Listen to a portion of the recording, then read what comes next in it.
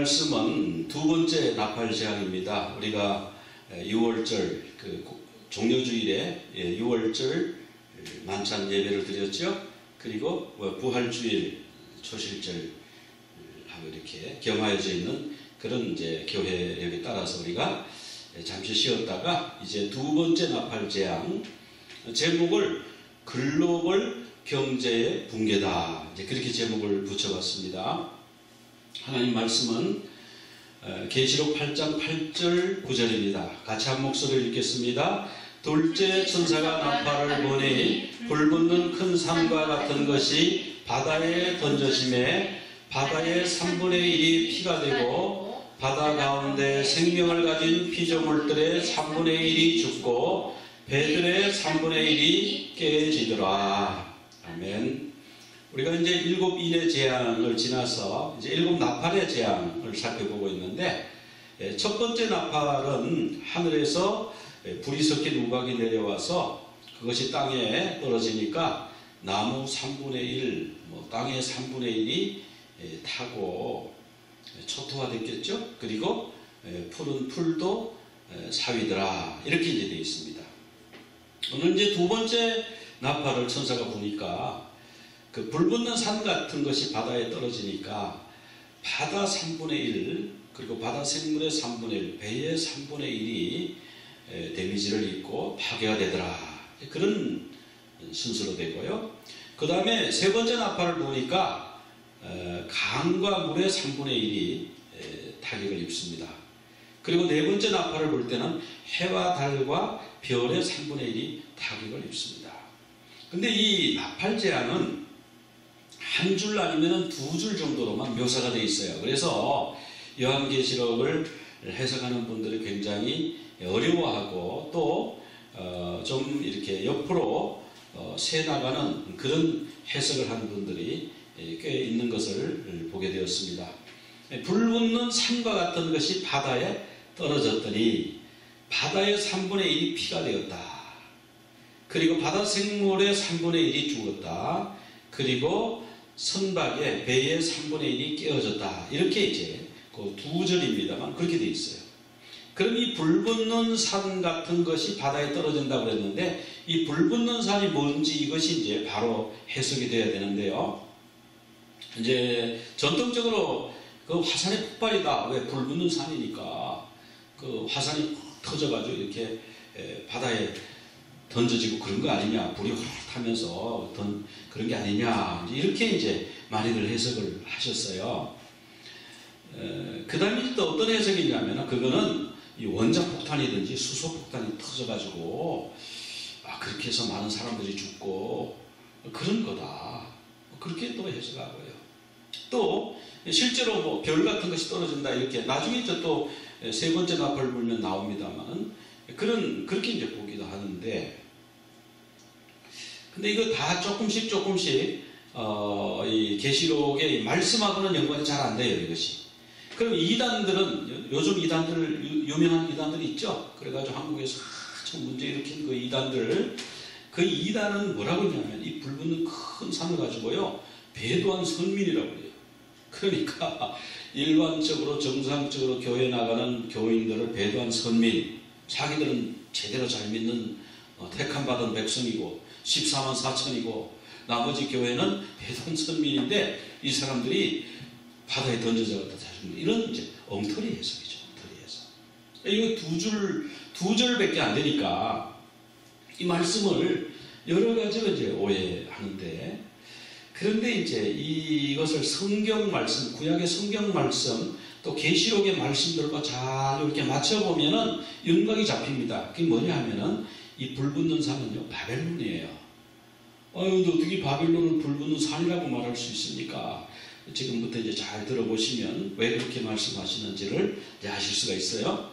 이제 바벨론은 원래 이렇게 신전이 이렇게 생겼습니다. 이거 지구라트라고 하는 신전인데, 이 신전이 산처럼 생겨서 이걸 불붙는 산이다. 또 그 산에 거기서 이 신전에서 불을 떼가지고 그 짐승들을 태우고 하면 불붙는 산이다. 이렇게 보기도 해요. 그런데 이것도 그렇게 해서 맞는 것 같지는 않고요. 그럴 수 있겠다. 좋은 생각이다 이렇게 볼 수 있고요. 근데 성경 말씀에 바벨론을 산이라고 했어요. 그걸 한번 찾아보겠습니다. 예레미야 51장 24절 같이 한번 읽어보겠습니다. 그들이 시온에서 모든 악을 행한 대로 내가 바벨론과 갈대아 모든 주민에게 갚으리라. 여호와의 말씀이니라. 온 세계를 면하는 멸망의 상아 보라. 나는 내 원수라. 나의 손을 내 위에 펴서 너를 바위에서 굴리고 너로 불탄 산이 되게 할 것이니. 여기 보면 하나님이 시온에서 이들이 무슨 악행을 했죠? 예루살렘 성을 무너뜨렸습니다. 성전을 약탈했습니다. 불을 질렀습니다. 성전의 기명을 다 훔쳐가지고 약탈해서 갔습니다. 이런 악행을 행한 것을 하나님이 갚을 것이다. 그러면서 뭐라고 그러냐면 25절에서 너는 멸망의 산이다. 멸망의 산아 보라. 바벨론을 멸망의 산이라고 했어요. 그리고 너를 어떻게 한다고요? 불탄 산이 돼. 너를 불을 붙여서 불이 활활 타는 산이 되게 할 것이다. 그래서 이 불붙는 산 같은 것이라고 했잖아요. 불붙는 산은 이제 바벨론으로 볼 수가 있다라는 거죠. 구약이나 신약의 여러 군데 보면 이 산을 나라를 비유해서 많이 말씀했어요. 바벨론을 산이라고 그랬을 때가 있고 또 로마를 산이라고 그런 적도 있고 물론 시온도 시온산 그래서 이스라엘 백성도 시온산이라 그런 호칭을 받은 적이 있습니다. 그리고 불탄산은 아까 말씀드린 대로 재물을 불태우는 그런 모습하고 좀 이제 이렇게 유비가 되지요. 그런데 그러면 이 바벨론이 불탄산이다. 불타는 산과 같은 것이다. 거기까지는 하나님 말씀하고 좀 일치가 된다 이거예요. 그러면 그것이 바다에 떨어지면 왜 바다가 피가 되는가? 모세가 10가지 재앙을 애굽에서 행했죠. 첫 번째 재앙이 나일강이 피로 변하는 재앙입니다. 그것은 출애굽기 7장 20절에 나오는데 우리 한 목소리 읽어볼까요? 모세와 아론이 여호와께서 명령하신 대로 행하여 바로와 그의 신하의 목전에서 지팡이를 들어 나일강을 치니 그 물이 다 피로 변하고. 자, 나일강이 피로 변하는 이 재앙이 첫 번째 재앙이었습니다. 이 재앙은 뭐에 대한 심판이죠? 나일강의 그 우상, 나일강이 자기들에게 생명을 주고 나일강이 자기들에게 부여를 주고 나일강이 자기들을 그 풍성하게 만들어준다, 풍요롭게 만들어준다고 믿었던 그 신들이 있습니다. 그 신들에 대한 심판이에요. 그 신들이 죽었다 이거죠. 영적으로는 그런 의미가 있어요.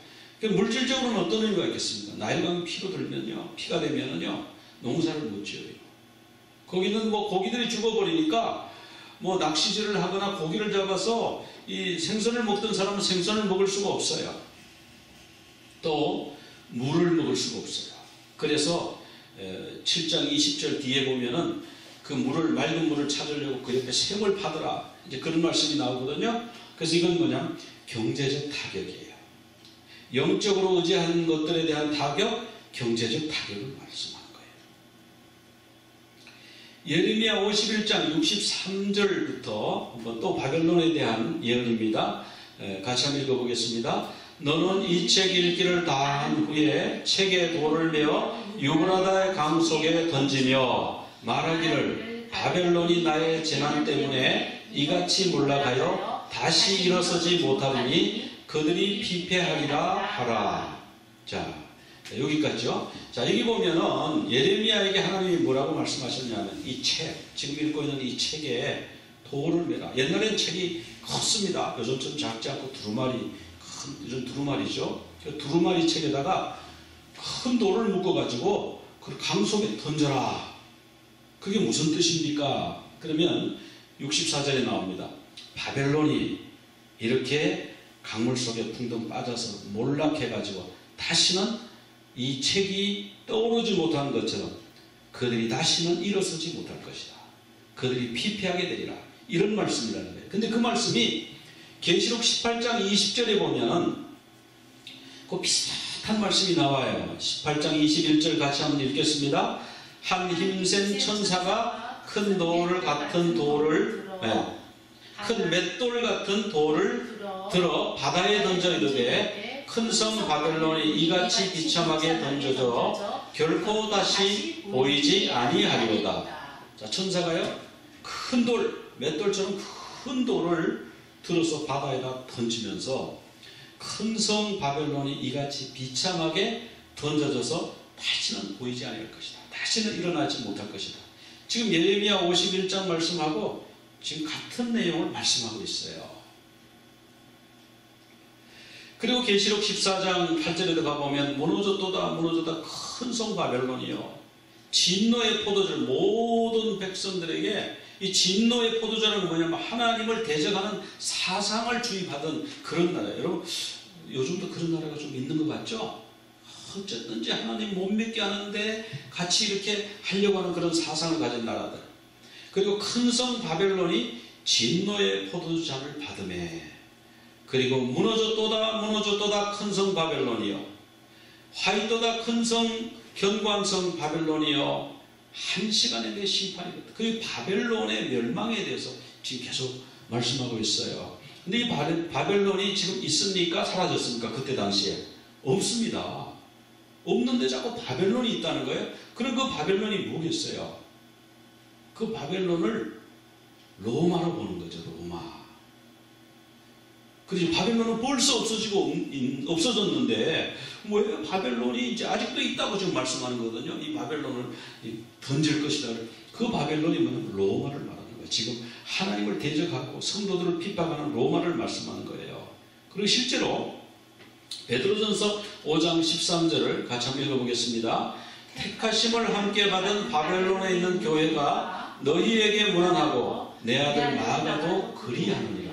자, 여기 보면은 바벨론에 있는 교회가 너희에게 문안한대요. 자, 이 바벨론에 있는 교회는 뭐냐면요, 로마에 있는 교회입니다. 로마에 있는 교회를 베드로도 로마를 바벨론이라고 했어요. 그러니까 로마에 있는 교회라고 해야 되는데 그렇게 얘기를 안 하는 거예요. 자, 이것은 뭐냐면은 초대교회 당시에는 로마를 바벨론이라고 불렀다는 거예요. 그럼 왜 로마를 바벨론이라고 부르냐? 나라가 커서 그러냐? 하나님을 대적하기 때문에 그러냐? 로마가 한 일이 바벨론이 한 일과 똑같아요. 자, 바벨론도 예루살렘을 포위해서 함락시키고 그 성을 무너뜨리고 하나님의 성전을 불태웠습니다. 그리고 기구들을 자기 나라로 가져갔습니다. 로마도 어떻게 했냐면요, 로마도 AD 70년에 그 타이터스 장군이 8만 명의 병력을 이끌고 와서 5개월간 포위하고 나서요 예루살렘 성을 함락시켰어요. 이제 그 서쪽에 벽 하나 남았죠. 통곡의 벽. 나머지 다 허물어버리고 성전은 허물지 말라 타이터스 장군이 명령을 내렸는데 군인들이요 막 흥분한 거예요. 그러니까 막 금이 막 있고 불이 타 성전에 불이 붙었고 그랬어요. 불 지르지 말라고 그랬는데 그 불화살이 날아가서 거기 성전에 그 기름을 많이 떼잖아요. 올리브유 같은 거. 거기에 불이 붙어가지고 성전에 불이 붙어서 막 이렇게 탑니다. 근데 거기에 금들이 녹아가지고 막 이렇게 돌과 돌 사이에서 그러니까 그 돌을 다 흠물었다는 거예요. 그리고 그들이 그 메노라 있죠? 황금 메노라를 가지고 왔습니다. 로마로. 그 타이터스 장군의 개선문에 지금도 로마에 가면 그 부조가 있다고 하지 않습니까? 그 메노라, 그 황금 등대를 들고 가고 그리고 떡상을 들고 가는 그 부조를 만들어 놨어요. 그러니까 로마가 바벨론하고 똑같은 일을 했어요. 그래서 로마는 저 바벨론의 제2의 바벨론이야. 현대판 바벨론이야. 그들이 그렇게 생각했다는 거죠. 그래서 불붙는 큰 산에 이 큰 산이 바다에 던져진다는 것을 어떻게 받아들여야 되냐면은 이 영적인 바벨론, 지금 현세의 바벨론, 로마의 멸망으로 봐야 되는 거예요. 이 바다는 뭐냐 하면은 바다는 하나님을 대적하는 백성을 바다로 성경에서 자주 표현하고 있는데요. 그리고 그 바다의 물고기는 뭐냐? 물고기는 사람을 비유할 때 그런 말씀을 많이 써요. 보면 그 요한복음 21장 11절 같이 한번 읽어볼까요? 시몬 베드로가 올라가서 그물을 육지에 끌어올리니 가득히 찬 큰 물고기가 153마리라. 시몬 베드로가요, 예수님이 나타나셔가지고 이제 이쪽에서 고기를 굽고 계셨잖아요. 근데 그물을 던져서 그 물고기를 육지로 끌어와 보니까, 주님께로 끌어왔는데 물고기가 153마리. 이 153, 우리 모나미 볼판에도 153 이렇게 적었는데, 이 153이라는 숫자에 베드로가 완전히 무릎을 꿇은 거 아니에요. 그러니까 우리가 모르는 숫자가 여기 있어요. 그걸 조금 더 설명을 드리겠습니다. 마태복음 4장 19절 같이 한번 읽어보겠습니다. 나를 따라오라, 내가 너희를 사람을 낳는 어부가 되게 하리라. 이 사람을 물고기지 비유했잖아요. 그리고 크리스찬 표시를 할 때 물고기 표시를 했어요. 익스, 하나님의 아들 예수 그리스도는 우리의 구세주, 이런 뜻인데, 그 익스스가 물고기인데요. 그래서 물고기를 사람으로 비유해요. 자, 그래서 욥기 1장 6절에 보면 하루는 하나님의 아들들이 와서 하나님 앞에 섰다, 이런 말씀이 나오는데, 하나님의 아들이 뭐냐면은 베네하 엘로힘이에요. 베네하 엘로힘은 무슨 뜻이냐 하면은, 베네는 아들들, sons, 하 엘로힘은 하는 이제 더란 뜻이고, 엘로힘은 하나님이죠. 그 sons of the God, 하나님의 아들들, 하나님의 사람들, 이런 뜻인데, 여기 히브리 글자를 숫자로 변환을 하면 어떻게 되냐면 153이 됩니다. 여기 숫자로 변환하는 표는 여기 있고요. 그리고 이렇게 숫자를 찾아가지고 시간이 있는 분을 한번 해보세요. 정확하게 153, 하나님의 아들들, 이런 뜻이다. 그래 153을 보고 베드로가 충격을 받아. 어떻게 152도 아니고 154도 아니고 153이 되었을까? 깜짝 놀란 거죠. 그때 나를 따르노라, 내가 사람을 낳는 어부가 되게 하리라는 그 말씀이 딱 기억난 거예요. 자기는 지금 바다에 물고기를 잡으러 지금 왔어요. 너는 지금 사람을 낳는 어부가 되어야 되는데, 하나님의 아들들을 너는 낳는 어부가 되어야 되는데, 사람들을 낚아서 하나님의 아들들로 만드는 그런 어부가 되어야 되는데 물고기 잡는 어부가 되느냐? 주님이 그 말씀을 지금 하고 계시는 거죠. 딱 보여주시는 거예요. 베드로가 깜짝 놀랐죠. 충격을 받았어요. 성경에서 보면 바다, 또 물고기, 이런 거 사람을 의미하고요. 그 다음에 여기 배. 이 배가 3분의 1이 깨진다고 하는 건 뭐냐? 배는요, 부예요, 부.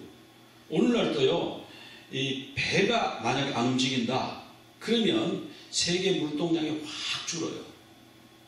자동차는 실을 수 있는 양이 제한되어 있잖아요. 기차도 실을 수 있는 물량이 제한되어 있어요. 그리고 자동차가 바다를 건너갈 수가 없어요. 근데 배는요, 그냥 잔뜩 짐을 싣고 가고요, 짐을 어마어마하게 실을 수가 있잖아요. 그리고 그 운임이 쌓여요. 그러니까 뭐 수출을 한다, 수입을 한다 할 때는 다 배로 하잖아요. 아주 급하게 해야 되는 거는 비싼 돈 주고 항공기로 할 수도 있지만은, 대략은 이 물동량이에요. 이 물자가 움직이는 것이 배예요. 그러니까 배는 이게 다 싣고 다니는, 그게 다 돈 아닙니까? 그래서 부, 그리고 글로벌 국가 경쟁력이에요. 이게 국력입니다. 근데 이 부가 어떻게 되는가? 계시록 18장 17절 한번 봅시다. 그러한 부가 한 시간에 망하였도다. 모든 선장과 각처를 다니는 선객들과 선원들과 바다에서 일하는 자들이 멀리 서서 티끌을 자기 머리에 뿌리고 울며 애통하여 외쳐 이르되 화이토다 화이토다, 이 큰 성이여, 바다에서 배에 부리는 모든 자와 너의 보배로운 상품으로 치부하였더니 한 시간에 망하였도다. 이 배에는 이 보배로운 상품, 비싼 상품을 잔뜩 싣고 가는데요, 이 배가 깨어져 보세요. 이 배가 3분의 1이 깨어져 보세요. 그러면 그 선객들, 선원들, 이 바다의 해상 운송으로 먹고 사는 이 무역업자들, 이런 사람들이 울며 애통하게 된다는 거죠. 그래서 이 배는 뭐냐면은 이 세계적인 경제, 글로벌 경제를 말하는 거예요.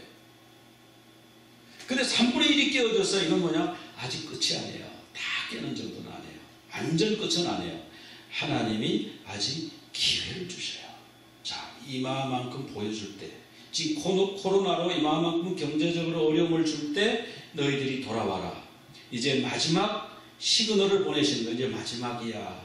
이제 마지막이 다 됐어. 이제 종말이 다 됐어. 예수님 재림 때가 다 됐어. 그러니까 빨리 돌아와. 빨리 주님 품으로 돌아와서 주님의 인을 맞아야지. 근데 사람들이 우리가 극복할 수 있습니다. 뭐 백신 개발하면 됩니다. 안 들어온다는 거죠. 자, 이 바다는 뭐냐면 글로벌 경제 시스템인데요.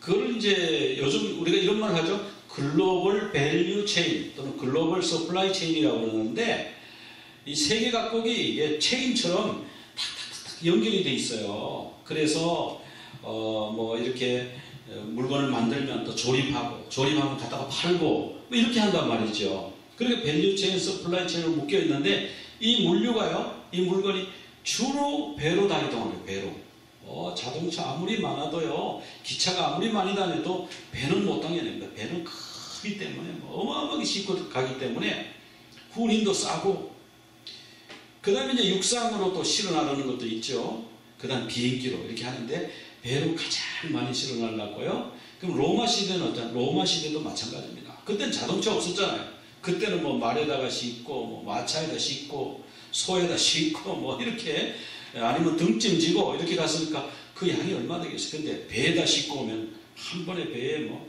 차득씩 배에서 뭐 물건을 이렇게 내리고 또 다시 싣고 가고, 이게 이제 해상 운송인데 이 로마 경제가 해상 운송을 굉장히 발전되어 있죠.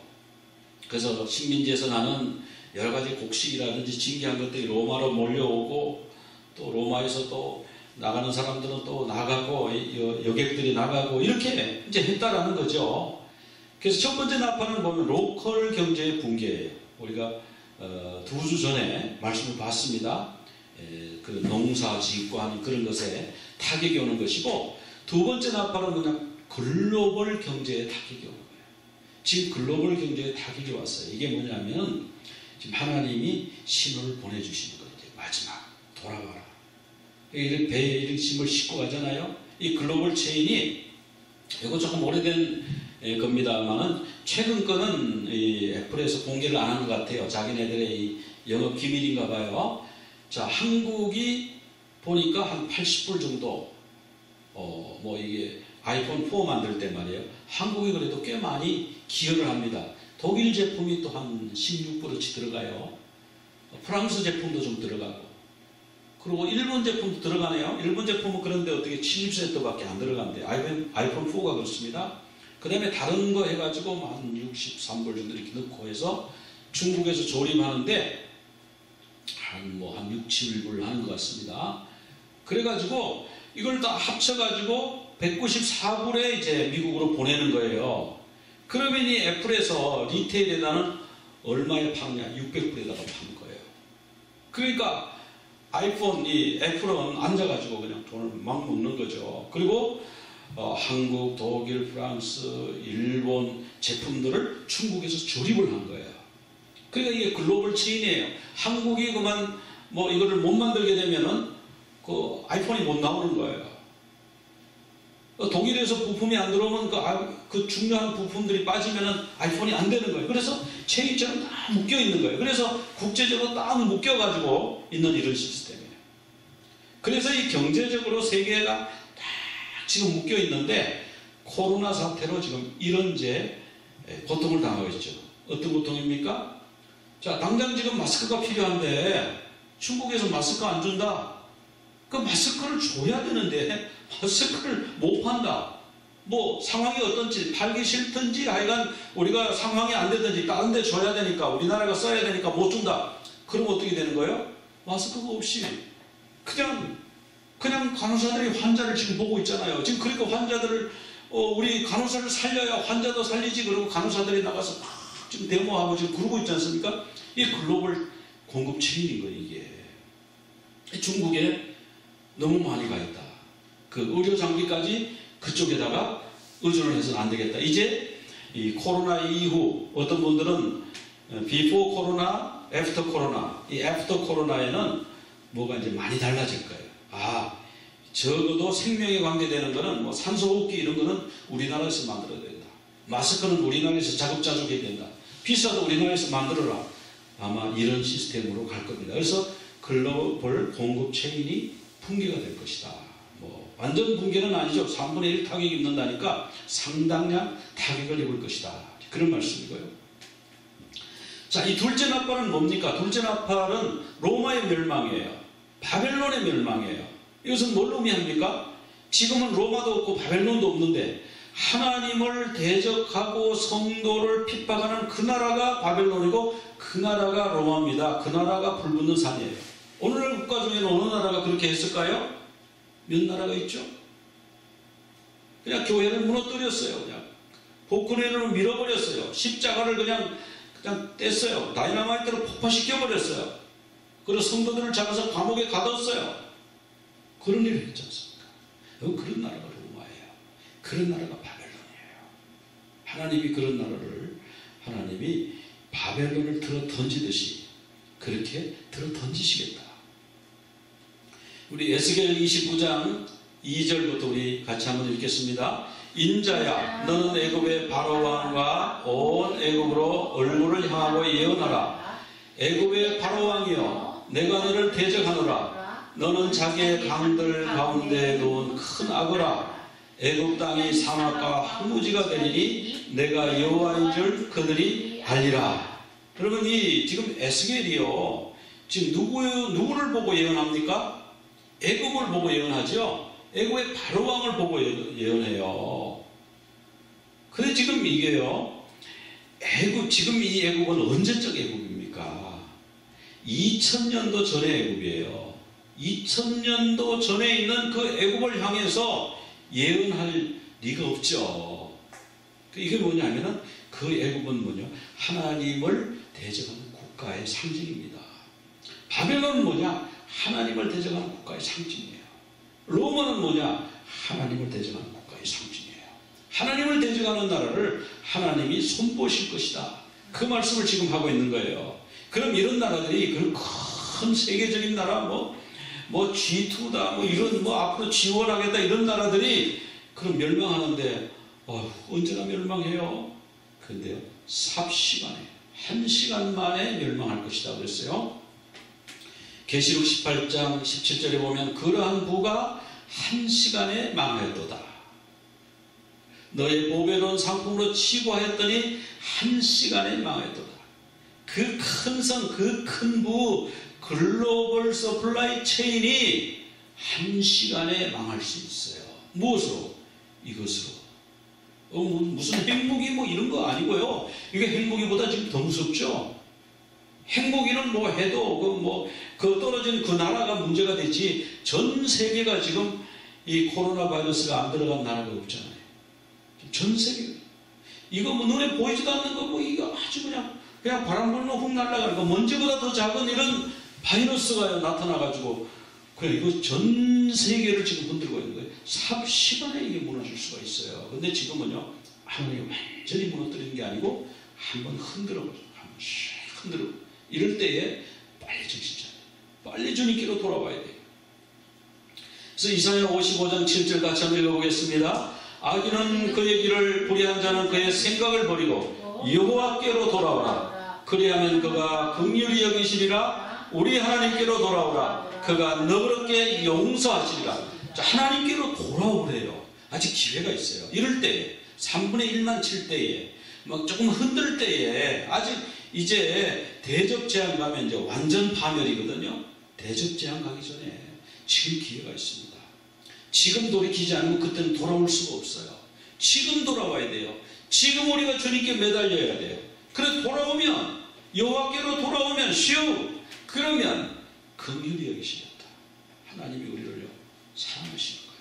그래서 그래, 네가 죄가 있지만 내가 용서할게, 내가 너그럽게 용서할게, 그러신다는 거잖아요. 요엘 2장 12절도 같이 한번 읽어보겠습니다. 여호와의 말씀에 너희는 이제라도 금식하고 울며 애통하고 마음을 다하여 내게로 돌아오라 하셨나니, 내게로 돌아오라. 이제라도 금식하고 울며 애통하면서 주님께로 돌아오라. 근데 돌아오지 않을 거란 말이죠. 많은 사람들이 우리 백신 만들 수 있어요. 이거 자연현상이에요. 다음에 더 큰 거 생기는데요. 이제 내년이나 후내년에 더 큰 게 생겨가지고 이 코로나보다 훨씬 심한 게 생기면 진짜 그때는 대책이 없는, 오기는 그때 가봐야 알죠. 그리고 그때 또 백신 만들어 개발할 수 있어요. 몇 달만 고생하면 돼요. 이렇게 생각하고 안 들어오는데. 아니라 지금 금식하고 울며 애통하고 마음을 다하여 주님께로 돌아오라. 호세 6장 1절 우리 같이 읽겠습니다. 오라, 우리가 여호와께로 돌아가자. 시우, 여호와께서 우리를 찢으셨으나 도로 낫게 하실 것이요, 우리를 치셨으나 싸매어 주실 것입니다. 우리가 주님께로 돌아가면요, 주님이 낫게 하실 거예요. 지금 이 경제적으로 지금 우리가 이게 찢어졌어요. 코로나가 뭔가 나타나가지고 굉장히 지금 어려워요. 직장이 어려워졌어요. 근데 우리 주님께로 돌아가면 낫게 하신대요. 싸매어 주신대요. 그와 같은 역사가 있으시기를 원합니다. 자, 우리가 이제 첫째 나팔은 로컬 경제의 붕괴라고 그랬고, 두 번째 나팔은 글로벌 경제의 붕괴입니다. 그런데 참 은혜는 3분의 1만 붕괴됐어요. 다 붕괴됐다고 우리가 잿더미에서 어떡할 뻔했어요. 지금 하나님 맛배기로 3분의 1만 지금 살짝 지금 흔드시는데, 이때에 기회를 주시는 거예요. 이때 우리가 뭘 해야 됩니까? 주님께로 돌아와야 돼요. 주님께로 돌아오는 그런 여러분들 다시 되시기 바랍니다. 그래서 다시 오시는 우리 주님 영접할 준비하고, 그래서 주님 오실 때 우리가 주님 앞에 들림받는 그런 역사가, 그런 축복이 우리 모두에게 있으시기를 간절히 축원합니다. 우리 기도드리겠습니다.